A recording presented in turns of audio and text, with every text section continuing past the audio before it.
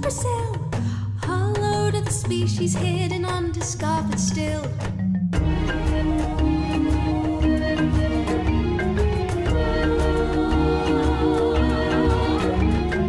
Precious is the frozen, shining light upon this earth. What price must be paid before we find out all its worth? Breath of life, where cool waters run, is the touch of rain, is the warmth of sun. Breath of life, help us find our way to a new tomorrow, where children lead the way.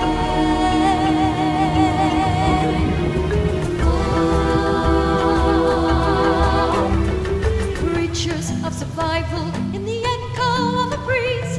Life is all around us, it's the very air we breathe. On the mountains, in the oceans, in the forests, in the seas.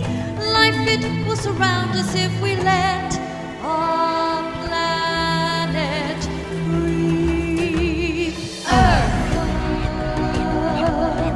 where cool waters run, is the touch of rain, is the warmth of sun. Breath of life, help us find our way to a new tomorrow, where children lead the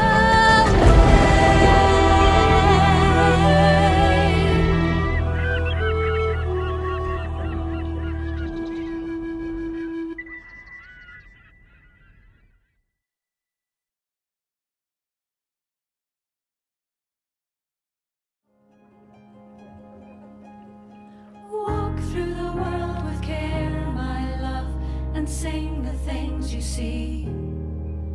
Let new names take and root and thrive and grow. And even as you stumble, and in city and in forest, let the larks become your chorus. And in order to get to the root of this, we have to address the fundamental disconnection between humans and the natural world.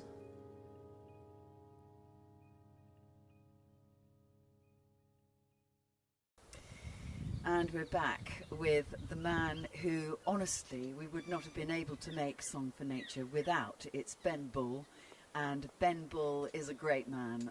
He is a saviour and he is a genius, and you will see his work later at 9 o'clock tonight on Sky Arts in Song for Nature. Ben, we met first on Happy Prince, which you were doing video design on, and it was stunning what you did. You created a whole world in the Place Theatre for Hal Cazalet's piece, The Happy Prince, which hopefully we will do again at some point. At the time, that was your main job, I think, and we recognised your genius then. And it's lovely to come back to another situation with you, but this time you were our editor. And indeed, Hal Cazalet, who wrote the title song, Song for Nature. When we asked you to edit, what were your main thoughts? I've been, for me, having these sort of jobs when the world has gone upside down and we're in a pandemic and we can go into a theatre and make this rich content with, orchestras, choirs, different acts coming in and out. It's something that throughout the last year doesn't come around very often. So you can look on the face value of that and go, oh yeah, that's rich. I want to go and edit that for sure. But then there's the other side of it. Say, oh, actually, this is not just a sort of vanity project where it's just about singing and dancing. It's got another layer to it. It's like we're promoting a message here, and you start to read into it, and it's kind of one of those where I know consciously before this, I was doing stuff like do I really need to buy this thing in a plastic bottle? Do I need to do this? But then getting involved, you know, reading, talking to you, it's like, oh, I could be a slither of help in this cause. You know, do you know what I mean? Yeah, So yeah. it was on those two levels where it's like, yeah, we can do theatre, great, but also, you know, I can change my direction of what I do when I go shopping, when I do my everyday stuff, but also I can be part of a process that sort of promotes this to other people. So, you know, it's a good cause to be with. Do you find that being involved with it and with us and with each other has helped you focus on kind of changing your behaviour? I think so, definitely. Yeah. No, I think even just after we wrapped and just going around my house and going, actually there's lots of plastic bottles under that sink and stuff like that. You know, I've looked at different alternatives to even stuff like shower gel and shampoo, where you can get those in blocks now and stuff. I've got a couple of them at home now. Even stuff like just really, really being conscious of power usage. You know, how much I use the car now. Started cycling a lot more. Yes, thank you. Say, You cycled so, today. Yeah. So, yeah, no, there's plenty of things, but also I knew at the time, you know, kind of, I was doing the job. You know, I was here to edit, I was here to organise the cameras and just supervise all that and make sure everyone was okay and then get this beast of a show out. But also, I knew in the back of my mind, watching it, and especially editing the interviewees that the wonderful second unit did, it was great just to sit and watch those sometimes and go, oh, actually, they've got a point, right, you know, what can I now do? And hopefully that now comes across for viewers at home. So that's wonderful to hear that you actually absorbed some whilst you were working. The work entailed in editing something of this complexity, if you like, and the amount of shots. I know they had sort of 5 or 6 cameras on us all at any one given time, and so you had a choice of 5 or 6 cameras for each piece. And how was that to try and sort that out? Well, yes. So, I mean, just to put it into context, so we had 5 cameras on stage, as far as I remember. Yes. So we had a jib crane unit, we had Steadicam, we had 3 just normal on, you know, dollies sort of circling at everyone. We also had the second unit material, which also had 2 cameras going on, and then also submitted material that we got from like Stuart Ramsey, for example, who's, you know, fantastic reports. So it was a lot to just kind of go, okay, there's a lot of footage here. Thankfully we had Ross McGibbon, who was fantastic, and his team, who were live editing on the day, so that gave me a real good reference to edit to. So I can see, right, what have they picked up, what is focused on the day, but also, you know, using the other cameras, observing what they were doing, so if we did miss anything we could slot in what we didn't quite get on the day but we might have got from a different take. So yeah, it was a lot of stuff to get through in a relatively short amount of time. How much? Let's be an understatement. Yes. Did So, you do any late nights through the night? God, yeah. No, absolutely. Tell us the hours. Tell us about it. Well, I mean, to be honest, each process was slightly different. It's hard to quantify it because of certain things that happen. So, like, working remotely for everybody was a big challenge because of coronavirus. So we had, you know, for example, I could render a version of, okay, let's take, you know, one of your songs or Beth Porch or someone like that. So, right, okay, we've got a new version of that. It's like, right, okay, we'll make that and save it out. And then it's like, right, we've got to upload it to everyone else, and then they've got to download it and stuff like that. So that was a big time factor, whereas normally, you know, you want to be in a studio all together, you want to just be bashing ideas like you're in a rehearsal room. Yeah. So, and everyone can watch it all at the same time. So, you know, that's a big time factor difference, which hopefully with restrictions lifting and the world going topsy-turvy again, we can get back to that sort of working. But yeah, it was crazy hours.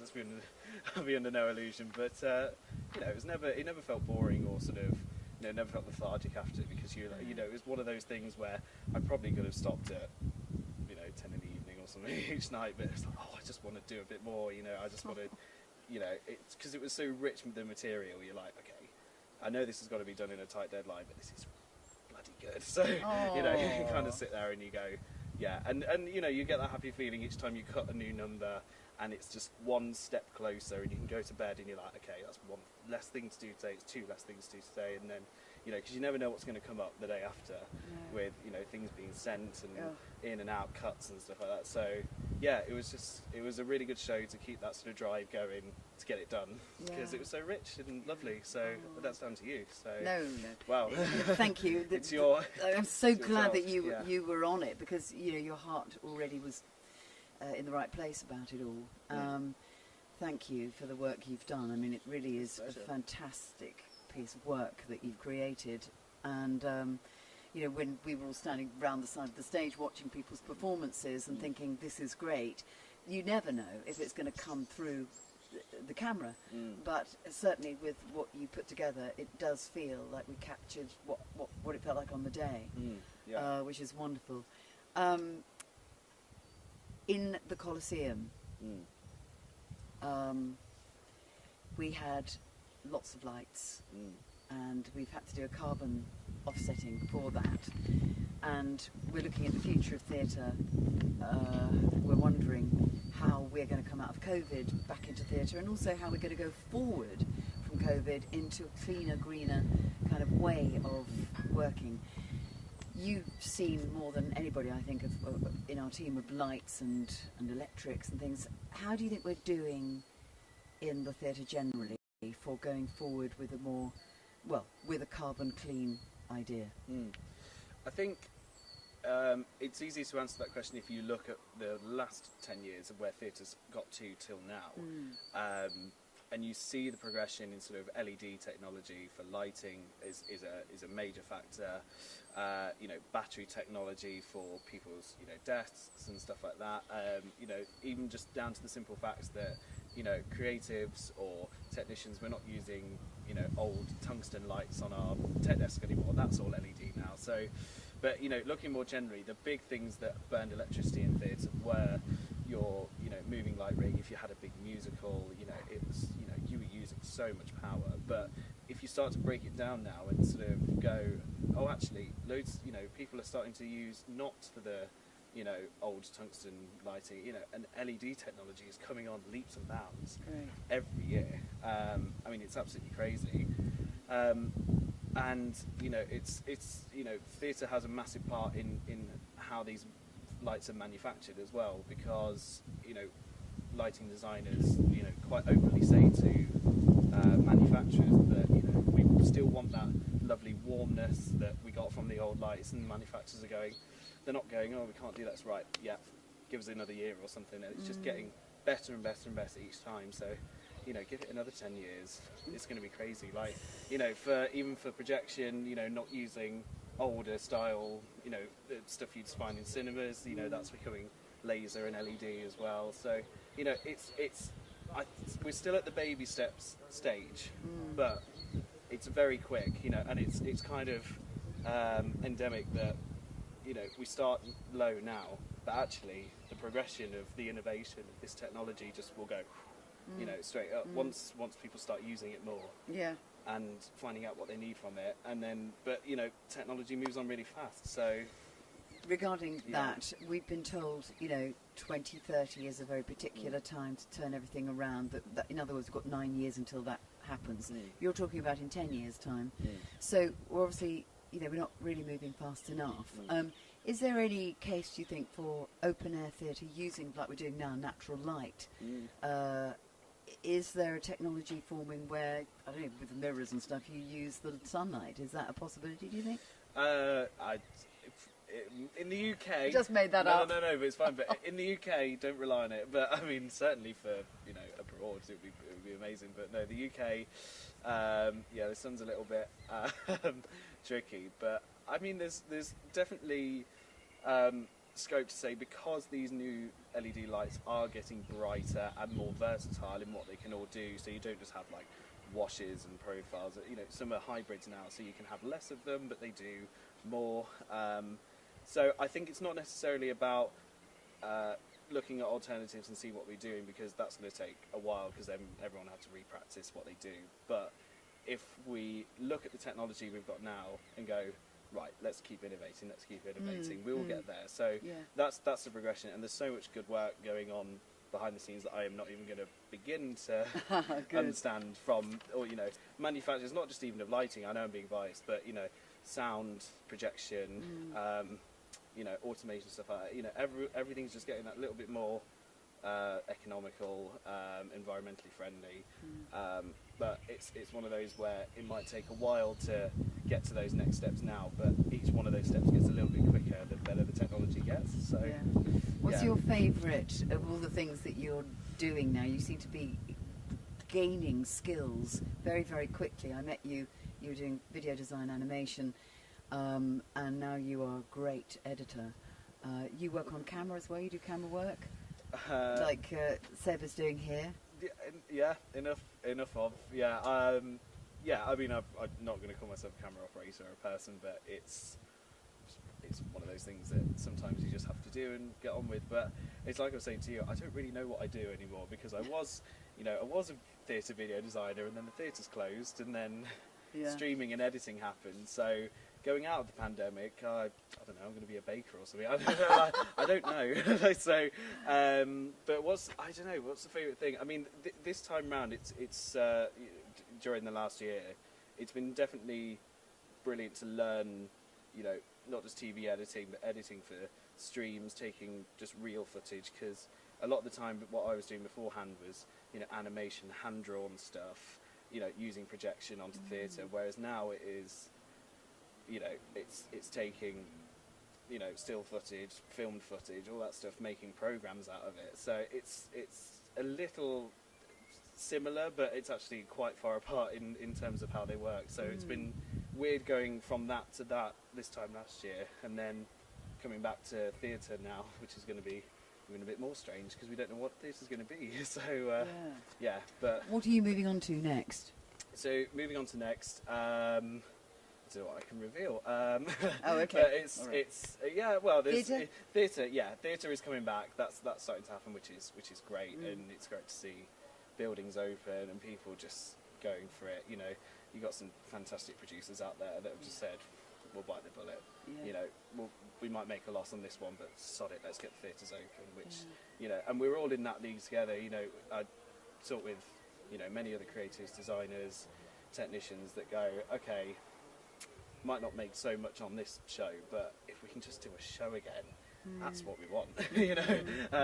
So it's we're slowly but surely getting back to theatre, which is lovely. So, which I'm sure you're pleased about as well. So I am pleased about it. Yeah. I'm nervous that we'll go back rather than go forward, and I want to go forward, as I say, like definitely have to cut all single-use plastic out, and look at the lighting and the sound, offsetting at the moment. But I mean, that is not going to help the planet cool down, and so I think we really do have a duty in theatre to take it really seriously, how much carbon is used in just making a night of theatre, as was proved by our 3 nights at the Coliseum. I wanted to ask you, you work so hard, but I see you getting so much pleasure out of it. You're a great enthusiast, and you're a great company to have almost 3 days that we filmed. Did you have any particular favourite moments? Favourite at the Coliseum? Yeah. Yeah, I mean, I think I will speak for every single person on the crew that was there, and when Brian May walks in, everyone, and even the stage doorkeepers were coming out because we're like, oh, we just want to see this. So I mean, but Brian and Kerry were both fantastic. They are just such a good pair. Yeah. What else? I mean, Beth Porch with the Resolution song, she was fantastic with that. Oh, so many to pick from. See, now I picked 2. I want to pick all of them now. Yeah. But even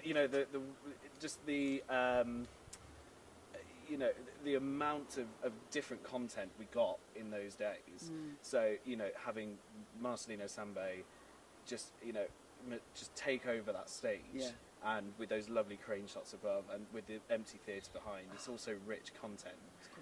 And then you can have something like Nathan Evans, which he was just good fun, wasn't he? Like, you could tell all of the choir were just loving that as well, and just having those different levels of variety throughout. I think it was a brilliant show just to do, and like even watching it, because you know I wasn't really doing much on site. I was just kind of observing what was going on and getting ready for the edit, talking to everyone, seeing what they needed.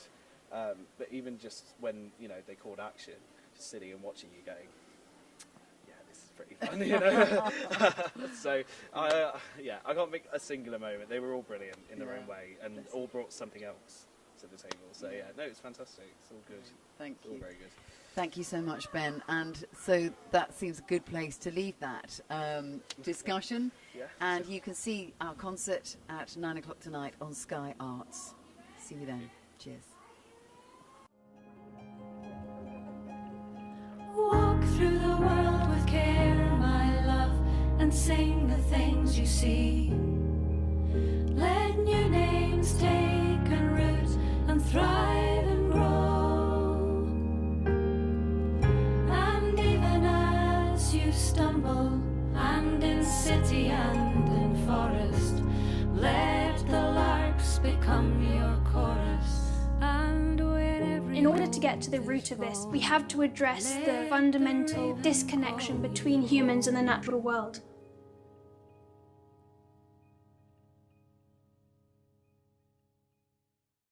So here we are on Earth Day with the most wonderful guest. You will be seeing her again at 9 o'clock on Sky Arts in Song for Nature, in which she sings the Resolution song. We were talking to John Farndon earlier about his experience with that and how amazing it was to record that song all over the world. And Beth Porch, who is with me now, releases her version tonight on Sky Arts at 9 o'clock. Beth, you're a nurse with the Great Ormond Street Hospital. You're working with children, and you shot to fame at the moment when you went on Britain's Got Talent during the pandemic. So, of course, you are our star. In many ways, you are our natural star, because in this time you've been one of the most important people for all of us, and it's been wonderful actually for the NHS, hasn't it, to put the spotlight back on the NHS. Yeah, absolutely. I think that NHS has been, very valued by the country, but not necessarily valued by the powers that be and the people who control the NHS. And so I think when the pandemic hit, it really hit home how important the NHS workers are and key workers are. And so those, Thursday nights of clapping, personally, would make me tear up every week, because I just thought, oh my goodness, they see the work that we put in and the sacrifices that we make. A lot of my colleagues have children and would come and stay in hotels for long stretches of time and not see their children just so that they could be at work. And the dedication to our country, I think, hasn't gone unnoticed, and that's amazing. Absolutely. And it's one of the reasons that we were so honoured that you agreed to do Song for Nature. And with Chris Newman and the doctors that he brought with him. It's been a real excitement for all of us, and as I say, an honour. The plus, on top of all that, the icing on the cake, is that you sing like a star as well. You have the most gorgeous voice, and your own particular rendition of the Resolution song, which will be heard later, is just gorgeous and very moving and profound. How was it for you being part of Song for Nature? Oh, thank you. It felt like such an honour to me, because I'm just a nurse. There's so much more to that title of being a nurse, but that is my normal everyday life, and it's been a bit of a whirlwind year for me, finding a little bit of fame and being known as this musician as well, and kind of taking on the role of, actually, I am a kind of professional musician now, and so being asked to be involved in this has just been amazing. Today I've literally just come from the ward today, and it's been so much fun having my kind of normal life and the work I love on the ward, but then being able to enjoy my other passion, which is music, and being involved in this, and also for such an incredible cause, fighting for justice for the environment. It's amazing. That's a very nice way of putting it. I like that. Justice for the environment, for nature, for our earth, is what we're really celebrating today. And Song for Nature, I know all of us wanted that to encompass that very thing, a celebration as much as anything of what we love about our world. Do you want to say anything about it? I think COVID has been a time for the whole world to stop, to slow down and to think about what's important in life. And I think with everybody spending so much time inside or everyone spending so much time in their own gardens, I think they've been able to kind of reconnect with nature in a way. And seeing the whole world stop and slow down, it just makes you reevaluate everything. And so I think I'm hoping that there is a greater connection with people and nature, and they understand that we need to look after our planet a bit more. You know, we need to stop and take a moment and think this isn't just a fast-paced world where we just got to do this and this and this. We've got to think about what's actually important in life, and that is our loved ones around us and the environment that gives us life. Yes, Bella Lack is saying the same thing.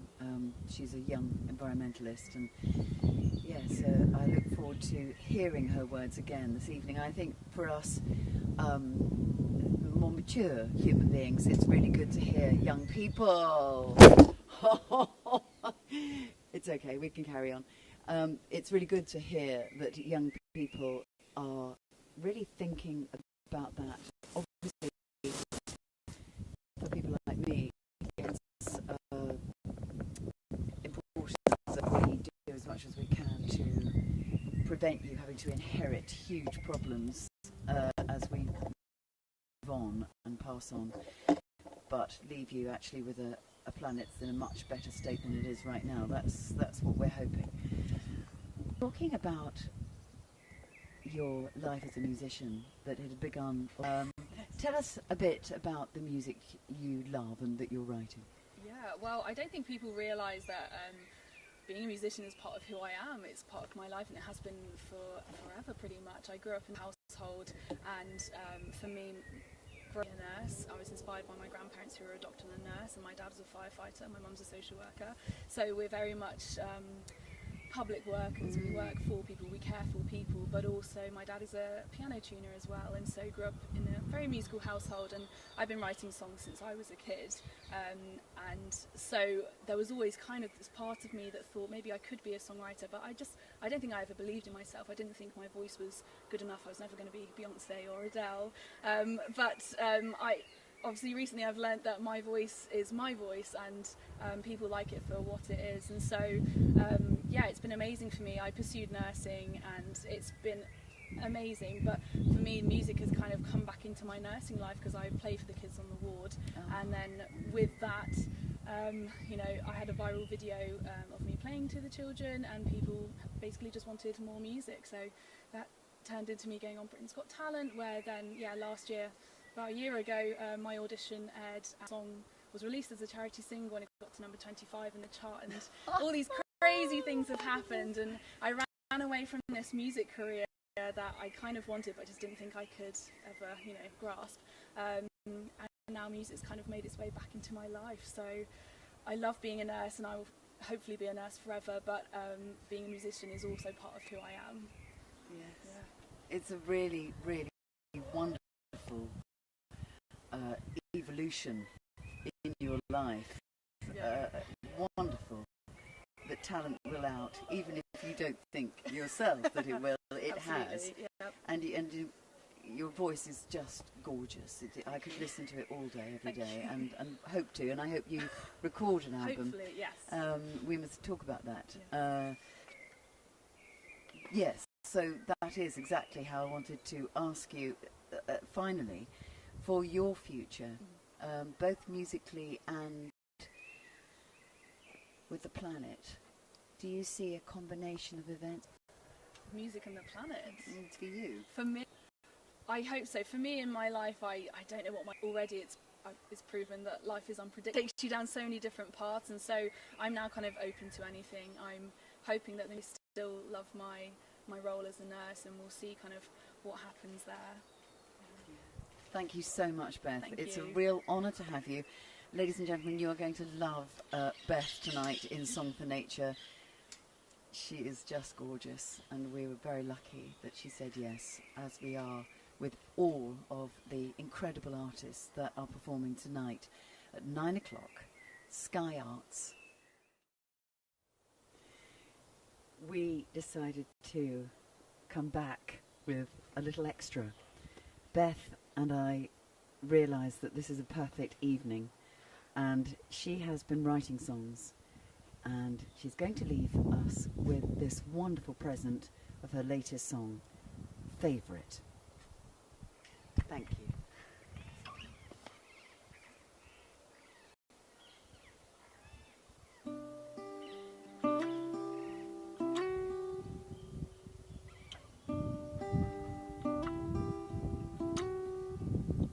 I've been feeling like a burden for a while. You've already got so many things on your mind. I'm hard to be a friend to, I'm a hard person to love. Don't wanna take up more of your time. No, I won't forget the next words you said.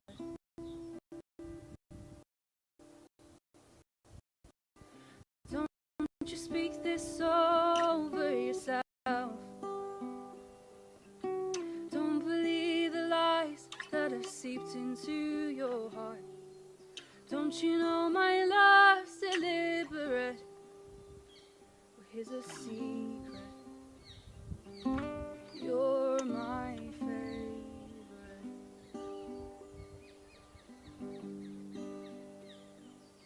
I used to be pretty self-assured, and I don't know what happened to this before. I've lost all my conviction, I've lost my confidence. This adventurer's afraid to explore. And no, I won't forget the next words you said. Don't you speak this over yourself.